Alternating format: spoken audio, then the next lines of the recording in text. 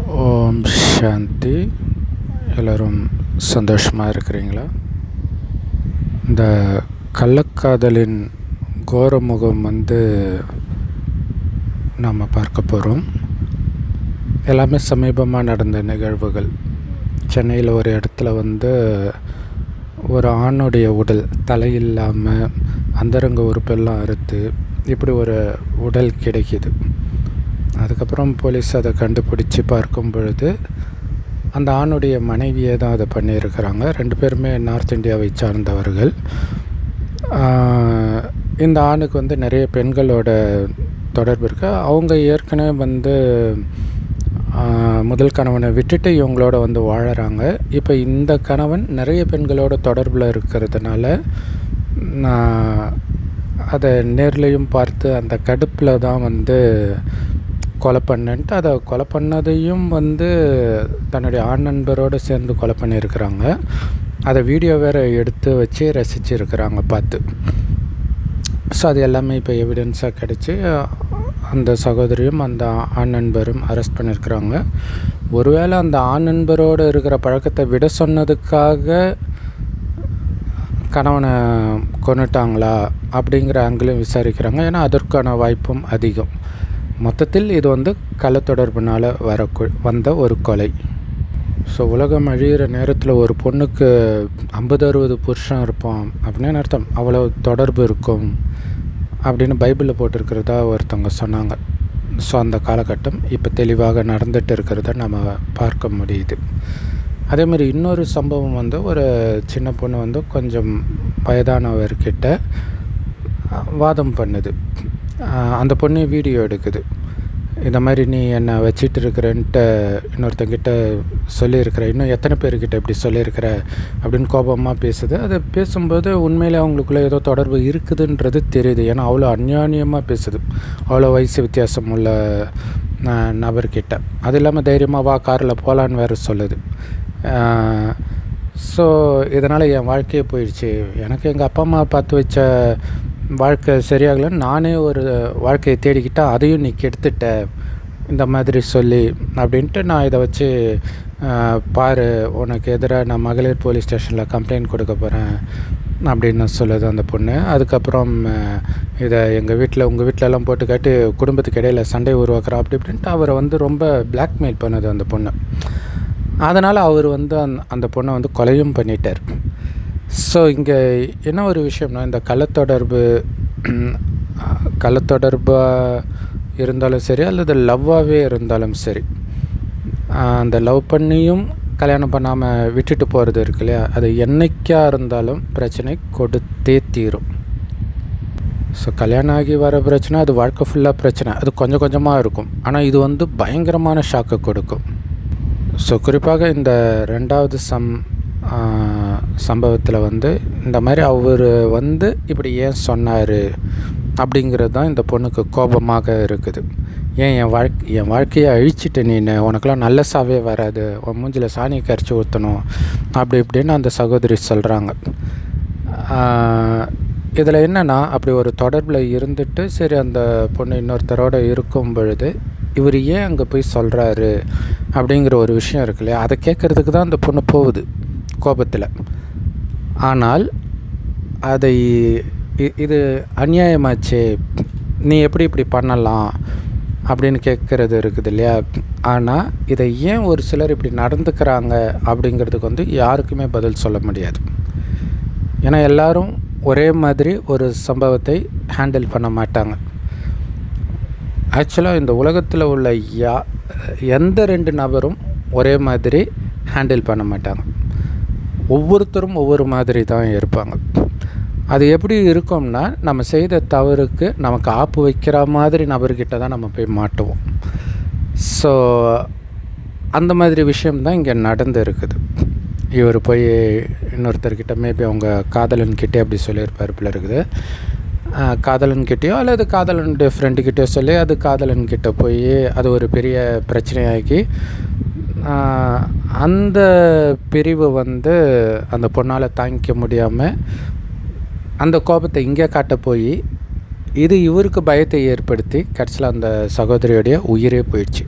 ஒருவேளை இந்த விஷயம் முன்னாடியே அந்த சகோதரிக்கு தெரியுதுன்னு வச்சுக்கோங்களேன், இன்னும் கொஞ்ச நேரம் தான் நம்ம உயிரோடு இருக்க போகிறோம், இந்த மனிதர் என்னை கொலை பண்ண போகிறாரு அப்படின்னு தெரிஞ்சிருந்தால் இந்த சகோதரி இப்படி பண்ணியிருப்பாங்களா? பண்ணியிருக்க மாட்டாங்க. இதை ஏன் சொல்கிறேன் அப்படின்னா, நம்முடைய கடந்த கால பாவங்களுக்கான தண்டனை நம்மை தேடி வரும். ஆனால் அதை தப்பிக்கிறதுக்கான வழி இருக்குது. என்ன தெரியுமா? விஜய் அவர்கள் சொல்கிற மாதிரி ஜஸ்ட் இக்னோர் இட், அவ்வளோதான். அது ஸ்லைட்டாக வலியை கொடுக்கும், ஆனால் நீங்கள் அதை கண்டுக்காமல் விட்டிங்கன்னா அதோடு அது முடிஞ்சு போயிடும். ஸோ அது மாதிரி இப்போ இந்த சகோதரிக்கு ஒரு பிரச்சனை வந்தது இல்லையா, அதை அவங்க அப்படியே இக்னோர் பண்ணிட்டாங்கன்னா கொஞ்சம் வலிக்கும். அதுக்கப்புறம் அவங்க வாழ்க்கை இதை விட நல்லா கூட அமைஞ்சிருக்கலாம்.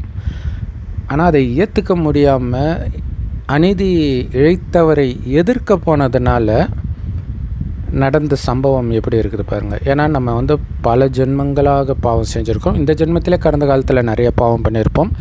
அதனால் பலருடைய சாபத்தை வாங்கியிருப்போம். அந்த சாபமெல்லாம் நமக்கு தண்டனை கொடுக்க காத்துக்கிட்டு இருக்கும். அத்தனை சாபத்திலிருந்தும் நீங்கள் விடுபடுறதுக்கான வழி எது நடந்தாலும் அப்படியே முற்றுப்புள்ளி வச்சுட்டு எதுவுமே நடக்காத மாதிரி போயிட்டே இருங்க. ஏன்னா உங்களுக்கு தெரியாது, கர்மா உங்களை துரத்திட்டு இருக்கும். எப்படி துரத்தோன்னே தெரியாது. ஆனால் நீங்கள் விட்டுட்டு போயிட்டீங்கனாலே அந்த கர்மா கிட்டேருந்து நீங்கள் தப்பிச்சிடுவீங்க. அதேமாரி இந்த காமம் சார்ந்த நிறைய தவறுகள் இருக்குது இல்லையா, ஸோ அது கடந்த காலத்தில் பண்ணி இருந்தாலும் இனி அதை நீங்கள் பண்ணாமல் இருந்துட்டாலே அது உங்களுக்கு தண்டனை கொடுக்க வந்தால் கூட நீங்கள் இப்போ தூய்மையாக இருந்தீங்க அப்படின்னா, அதாவது மைண்டுக்குள்ளே காமமே இல்லை, யாரையுமே நான் இச்சையாக கூட பார்க்குறது கிடையாது, அந்த அளவுக்கு நீங்கள் நல்லவனை ஆயிட்டீங்கன்னா அந்த கர்மா உங்களுக்கு பெரிய தண்டனையை கொடுக்க முடியாது. ஸ்லைட்டாக கிட்ட வரும், நீங்கள் கண்டுக்காமல் போயிடுங்க. அதை கிட்ட வரும்னா என்ன அர்த்தம்? மீண்டும் உங்களை காமத்தில் விழ வைக்க ட்ரை பண்ணும், யார் மூலமாவது. நீங்கள் கண்டுக்காமல் போயிட்டீங்கன்னா தப்பிச்சிடுங்க. ஆனால் அங்கே விழுந்துட்டீங்க, மாட்டிக்குவீங்க. ஸோ அதுக்கு ஒரு விஷயம் சொல்கிறேன் பாருங்கள். ஒரு சகோதரி அவங்க ஏதோ டியூஷன் படிக்கும்பொழுது அந்த வாத்தியார் அவர்கிட்ட அந்த பொண்ணுக்கிட்ட தப்பாக நடந்திருக்கார் போல இருக்குது. அந்த சகோதரி மனநலம் பாதிக்கப்பட்டாங்க. என்னாச்சு தெரியுமா? இதே விஷயத்தை திரும்ப திரும்ப திரும்ப திரும்ப பல வருடமாக பலர்கிட்ட சொல்லிக்கிட்டே இருக்கிறாங்க. இது எவ்வளோ பெரிய தண்டனை அந்த வாத்தியாருக்கு, யோசிச்சு பாருங்கள் இல்லையா? ஸோ அவங்க வீட்டில் ஒரு மேலே ஆக்ஷன் எடுத்தாங்களா என்னன்னு தெரியல. பட் திரும்ப திரும்ப சொல்கிறது. ஏன்னா ஒரு செகண்டில் ஒவ்வொருத்தருடைய மனநிலை எப்படி இருக்குன்னே தெரியாது. காமத்திற்கும் அந்த மனச்சிதைவு நோயின்னு சொல்கிறாங்களே, அந்த மென்டல்னு சொல்லுவோம் இல்லையா, அதுக்கும் நெருங்கிய தொடர்பு இருக்குது. எந்த அளவுக்கு காமத்தின் போதையில் மயங்குறீங்களோ அடுத்த செகண்டே அது மனநிலை பாதிக்கப்பட்டதுக்கு அழிச்சிட்டு போயிடும். உதாரணத்துக்கு போன ஜென்மத்தில் நீங்கள் அந்த மாதிரி காமத்திலே ஆணாக இருந்து மூழ்கி இருக்கிறீங்கன்னா அடுத்த ஜென்மத்தில் பெண்ணாக பிறப்பீங்க. பட் இருந்தாலும் காமத்தின் பக்கம் அதிகமாக ஈர்க்கப்படுவீங்க. ஏன்னா அது போன ஜென்மத்துடைய குணம். அது காமம் சார்ந்த விஷயத்தை பார்க்குறது, கேட்குறது, செயலில் எடுத்துகிட்டு வர்றது, இந்த மாதிரி விஷயத்திலே இருப்பீங்க. அந்த மாதிரி டைமில் திடீர்னு யாராவது மிஸ்பிஹேவ் பண்ணும்போது என்ன ஆகுனா, அந்த போதை ஒரு டைமுக்கு அப்புறம் உங்களை மென்டலாக மாற்றி விட்டுரும். அந்த நேரத்தில் நீங்கள் பண்ணதெல்லாம் உங்களை அறியாமல் எல்லாருக்கிட்டையும் வளர ஆரம்பிப்பீங்க. ஸோ நிறைய பேருக்கு தண்டனையே இப்படி தான் நடக்கும் கடைசியில். ஸோ ஒரு விதத்தில் இப்படி நடக்கும். இன்னொன்று, நீங்கள் யாரோடு சேர்ந்து தப்பு பண்ணீங்களோ அவங்களே எல்லோருக்கிட்டையும் சொல்கிறதும் நடக்கும். ஸோ அதனால தான் காமம் மிகப்பெரிய எதிரின்னு சொல்லப்படுறது. இது இல்லாமல் காமத்தினால நிறைய ட்ராபேக் இருக்குது. உங்கள் புத்தி அந்த மயக்கத்தில் இருக்கனால எதுலேயும் கான்சன்ட்ரேஷன் பண்ண முடியாது. நீங்கள் எவ்வளோ பெரிய திறமைசாலியாக இருந்தாலும் உங்களுக்கு வரவே வராது. வெறும் செலவாகிட்டே இருக்கும், ஏதாவது நோய் வந்துக்கிட்டே இருக்கும். ஸோ இவ்வளோ பெரிய பாதிப்பை ஏற்படுத்தக்கூடிய அந்த காதலை முற்றிலும் உங்கள் மனசில் இருந்து நீக்கிடுங்க. ஏன்னா காதலுடைய தொடர்ச்சி தான் கள்ளக்காதல். காதலே கெட்ட வார்த்தைன்னு ஏதோ ஒரு படத்தில் வரும். ஆனால் அது அதை விட மோசமாக இருக்கும். காதல் கெட்ட வார்த்தை, காமம் ரைட்டுன்ற மாதிரி போயிடும். காதல் கெட்ட வார்த்தை தான், காமம் அதை விட மிகப்பெரிய கெட்ட வார்த்தை. இதை ஒரு எம்ஜிஆர் பாட்டில் சொன்ன மாதிரி, இதை அடுத்தவன் சொன்னால் கசக்கும், கொஞ்சம் அனுபவம் இருந்தால் இனிக்கும் அப்படின்னு இருக்குது இல்லையா? ஸோ இதை சொல்லும்பொழுதே ஏற்கனவே இருக்கிற அனுபவத்தை வச்சு பொருத்தி பார்த்து டக்குன்னு வெளில வந்தால் தப்பிச்சிடுவீங்க. இல்லை இதெல்லாம் ஒன்றும் அப்படி கிடையாது அப்படின்னு சொல்கிறது தான் நிறைய இடத்துல நடக்கும். அதை நம்பி நீங்கள் போனீங்கன்னா அதுக்கப்புறம்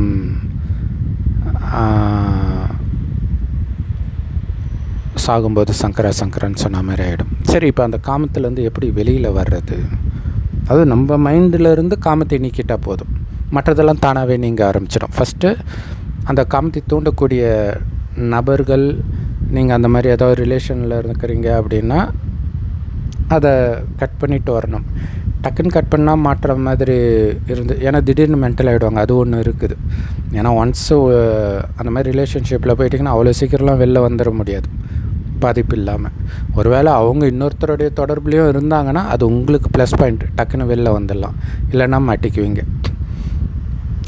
ஸோ அப்படி சேஃபாக உங்களால் வெளில வர முடியுதுன்னா, இனி உங்களுடைய மனம் எதிலும் மயங்காமல் இருக்கணும் அப்படின்னா அது இறைவன் துணை இல்லாமல் கண்டிப்பாக நடக்காது. இறைவனை நினைத்தால் மட்டுமே ஆத்மாவுக்கு அந்த சக்தி வரும். ஸோ அதுக்கு இறைவன் எப்படி இருப்பார்னு தெரியணும். அவர் செம்பொன் நிறமான ஒளி உலகத்தில் நட்சத்திரம் மாதிரி இருக்கிறார் அப்படிங்கிறத அவரே கடைசி 100 வருடம், கலியுகம் அழியிறதுக்கு கடைசி 100 வருடம் முன்பு ஒரு வயோதிகர் உடலில் வந்து சொல்கிறார். அந்த வயோதிகருக்கு பிரம்மான் பேர் வைக்கிறோம்.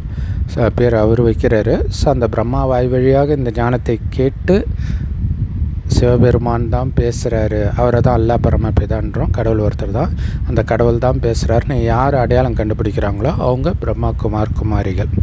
ஸோ இறைவன் கொடுக்குற ஞானம் எல்லா பிரம்மகுமாரிகள் ராஜயோக தியான நிலையத்திலும் முற்றிலும் இலவசமாக கிடைக்குது. யூடியூப் வெப்சைட்ஸ்லையும் இருக்குது. அதோடைய லிங்க் நம்மளுடைய வாட்ஸ்அப் சேனலில் ரெகுலராக போஸ்ட் பண்ணுவோம். அந்த வாட்ஸ்அப் சேனலோடைய லிங்க் இந்த வீடியோக்கு டிஸ்கிரிப்ஷனில் கொடுக்குறோம், அவசியம் ஜாயின் பண்ணிக்கோங்க. சாரம் இது தான், இறைவன் கொடுக்குற ஞானத்துடைய சாரம். அதை முரளின்னு சொல்லுவோம். அதோடைய சாரம் உங்களை ஆத்மானா உயிர், அது பூர்வமத்தில் நட்சத்திரம் மாதிரி ஜொலிக்கினால தான் இங்கே போட்டு வைக்கிற பழக்கம் இருக்குது. அந்த ஆத்மாவின் தந்தை தான் சிவ பரமாத்மா. அவர் செம்பொன் நிறமான ஒளி உலகத்தில் நட்சத்திரம் மாதிரி இருக்கார். ஸோ செவ்வானத்தில் நட்சத்திரம் மாதிரி அவரை சதா நினைவு பண்ணிக்கிட்டே இருக்கணும். நின்னாலும் உட்காந்தாலும் நடந்தாலும் சாப்பிட்டாலும் எது பண்ணாலும். அப்போ தான் ஆத்மாவுக்கு அந்த பலம் வரும். உடம்புன்றதே மறப்பீங்க. ஏன்னா உடல்ன்ற உணர்வு வரும்போது தான் நான் ஆண் பெண், அப்போ தான் ஆண் பெண் கவர்ச்சியும் வருது. இந்த ஆத்மா ஆணாகவும் பெண்ணாகவும் மாறி மாறி தான் பிறக்கும். அந்த உடம்பு நான் நினைக்கும்போது ஆண் அப்படின்ற உணர்வில் வந்து பெண்ணின் மீது ஈர்க்கப்படுறீங்க. ஆனால் நான் வெறும் ஆத்மா, யாரை பார்த்தாலும் அதுவும் ஒரு ஆத்மா தான். இப்போ என்ன தான் அழகான பெண்ணாக இருந்தாலும் அதுக்கு முன்னாடி ஒரு ஆணாக தான் இருந்துச்சு, நான் இதுக்கு முன்னாடி ஒரு பெண்ணாக தான் இருந்தேன். இந்த மாதிரி விஷயங்களை சிந்தனை பண்ணி பண்ணி பண்ணி பண்ணி உடம்புன்றதை மறக்கணும். வெறும் ஆத்மா பூர்வ மத்தியில் நட்சத்திரம் மாதிரி இருக்குது. அதுதான் கண் வழியாக பார்க்குது, வாய் வழியாக பேசுது, எல்லா காரியத்தையும் உடம்பு மூலமாக அதுதான் பண்ணுது. அதுதான் நான், அழிவற்ற ஆத்மா நான் அப்படின்ற உணர்வில் இறைவன் நினைவில் இருக்க இருக்க என்ன ஆகுனா, அந்த ஆத்மாவில் காமம், கோபம், பற்று, பேராசை, அகங்காரம் சார்ந்த பதிவுகள் இருக்கும். அது எல்லாம் எரியும். அது இருக்கிற வரைக்கும் தான் அதற்கான தண்டனை உங்களை துரத்தும். அது எரிஞ்சிடுச்சுன்னா அப்படி கிட்ட வரும், அப்படியே ஓடி போயிடும், உங்கள் கிட்ட நெருங்காது. ஸோ தூய்மையாக, அதுக்கு பேர் தான் தூய்மைன்றது. இது இறைவன் ஒருவருடைய நினைவை தவிர எந்த நினைவும் உங்கள் மனதில் இல்லாத ஒரு நிலை வரும்போது தான் உங்கள் பாவத்தை முற்றிலுமாக நீங்கள் அழிக்க முடியும். அப்போ உள்ளுக்குள்ளே இருந்தே ஆனந்தம் வரும். ஏன்னா ஆத்மாவுடைய உண்மையான குணம் ஆனந்தம். அந்த ஆனந்தத்தை தான் நம்ம இன்றைக்கி வெளியில் தேடி இந்த மாதிரி காதல், கள்ளக்காதல்னு போய் மாட்டிக்கிறோம். அது உங்களுக்கு ஆப்பு தான் வைக்கும். ஆனால் உள்ளுக்குள்ளேயே அந்த ஆனந்தத்தை அனுபவம் செய்யணுன்னா உடல் என்பதை மறந்து ஆத்மான்னு உணர்ந்து ஆத்மாவின் தந்தை சிவபரமாத்மாவை சதா நினைவு பண்ணிக்கிட்டே இருக்கணும். இறைவன் கொடுக்குற ஞானமாகிய அந்த முரளியை தினம் தினம் கேட்டு அதில் முக்கியமான பாயிண்ட்ஸ் 1/2 மணி நேரத்துக்கு ஒரு தடவை ஒரு பாயிண்ட்டு திரும்ப திரும்ப மனதுக்குள்ளே அதை சிந்தனை பண்ணிக்கிட்டே இருக்கணும். அதுதான் உங்கள் ஆத்மாவை பலப்படுத்தும். வெளி உலக விஷயங்கள், மயக்கங்கள் ஆத்மாவை பலகீனப்படுத்தும். அப்போ நம்ம என்ன பண்ணுறோம், இதோடைய விளைவு என்ன ஆகும், இதை பற்றிலாம் யோசிக்க மாட்டோம். ஸோ இந்த சகோதரி கூட அப்படி தான் போய் அநியாயமாக மாட்டிக்கிட்டாங்க. ஸோ அந்த மாதிரி மாட்டிக்கிட்டு இருக்கிற எல்லா சகோதர சகோதரிகளுக்கும் இந்த வீடியோ அர்ப்பணம். ஸோ எல்லோருக்குமே இது கண்டிப்பாக தேவை. அவசியம் எல்லா சகோதர சகோதரிகளுக்கும் ஷேர் பண்ணுங்கள். ஏன்னா யார் என்னென்ன ஸ்டேஜில் இருக்கிறாங்கன்னு அவங்கவுங்களுக்கு மட்டும்தான் தெரியும். அதனால் அவங்களுக்கு இது தேவைப்படுமா அப்படின்னு நீங்கள் முடிவு பண்ண வேண்டாம். நீங்கள் அனுப்புங்க. அப்படியே அவங்களுக்கு தேவைப்படாட்டினாலும் அவங்க சர்க்கிளில் யாருக்காவது தேவைப்படும், அவங்களுக்கு ஷேர் பண்ணிக்குவாங்க. ஓம் சாந்தி. தேங்க்ஸ் ஃபார் வாட்சிங்.